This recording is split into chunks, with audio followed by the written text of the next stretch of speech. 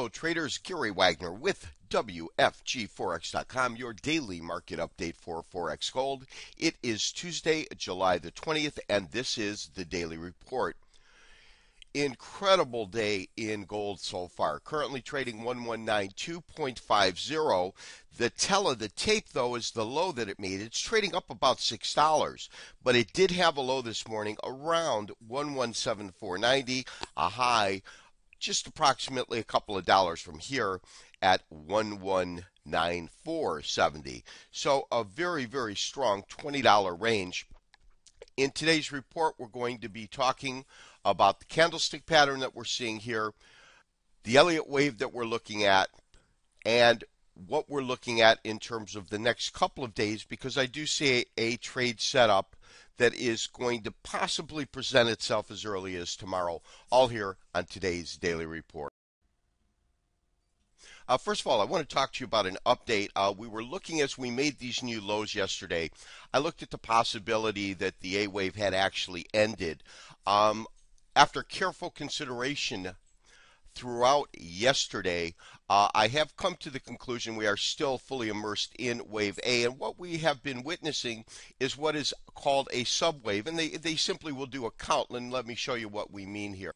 What I've done is I've added in the subwave count, and almost all waves will tend to have a subwave. What will happen, though, is we are actually looking at determining whether a wave has ended under a couple of criteria.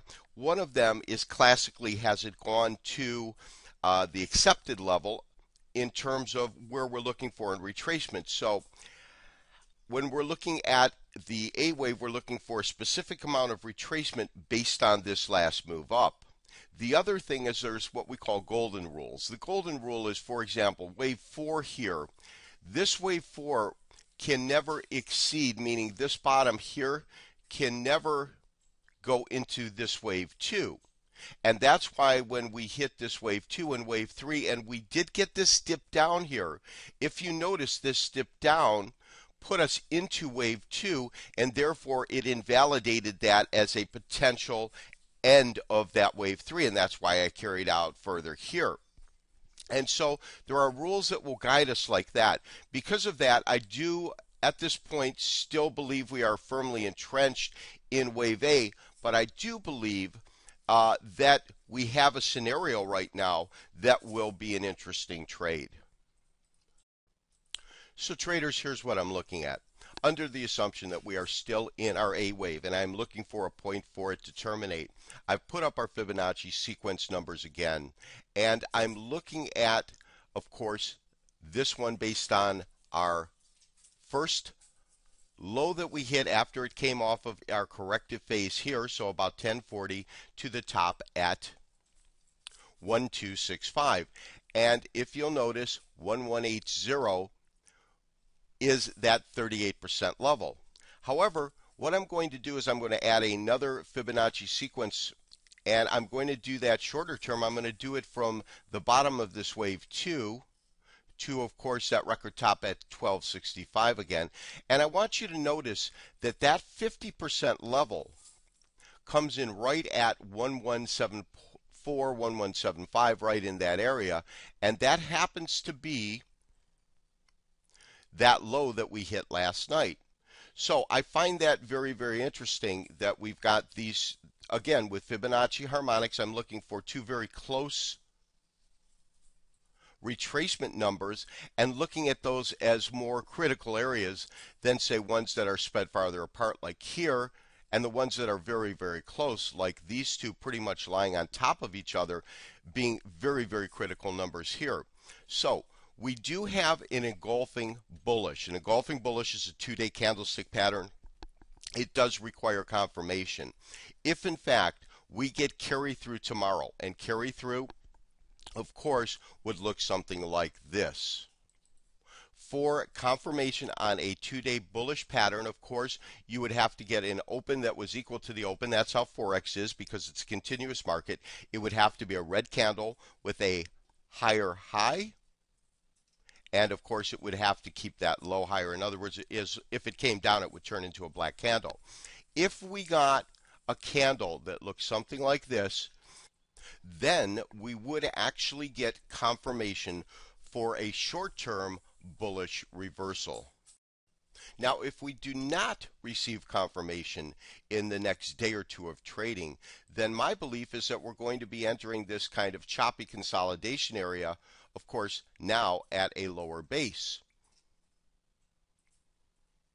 However, because of the fact that we have hit this intraday low, the 1174, which was our Fibonacci number based upon this low right in here, 1180 based on this longer term Fibonacci sequence number, it is a very, very good area to look for interim support. That would terminate our A wave, and as we've talked about in our trading plan, we would look to purchase or go long Forex Gold for the B wave, take that to the end of the rally, sell the rally for what I believe will be our final C wave or corrective wave to the downside. It might look something like this. Based on a classic zigzag pattern, if our A wave terminated here, our B wave is typically going to be about 50%, cannot be more than 75%. So I've put it at around 1220 to 1225.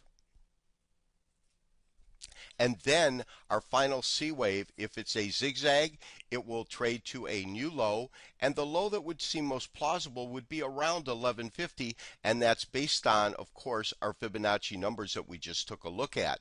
If it's a flat pattern, it would tend to find a base back here at around 1180 again before it would begin to trade higher, end the corrective phase, and go back into the impulse phase or the bullish cycle that we have been in gold.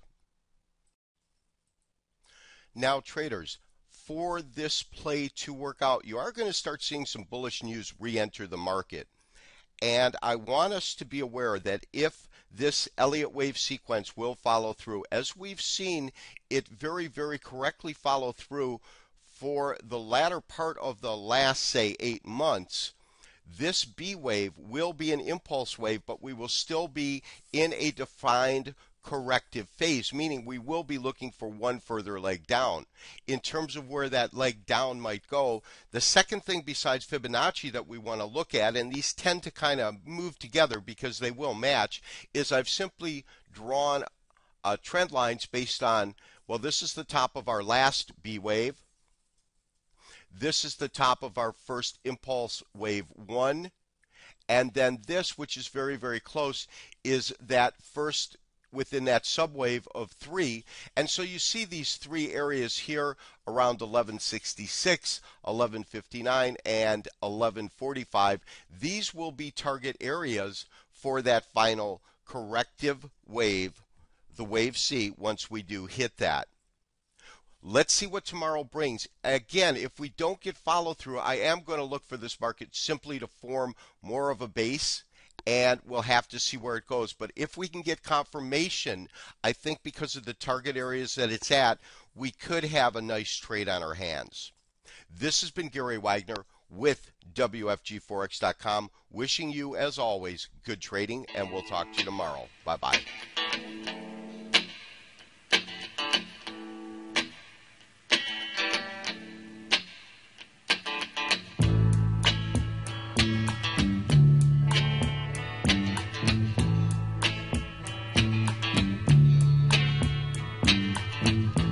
When I look out my window,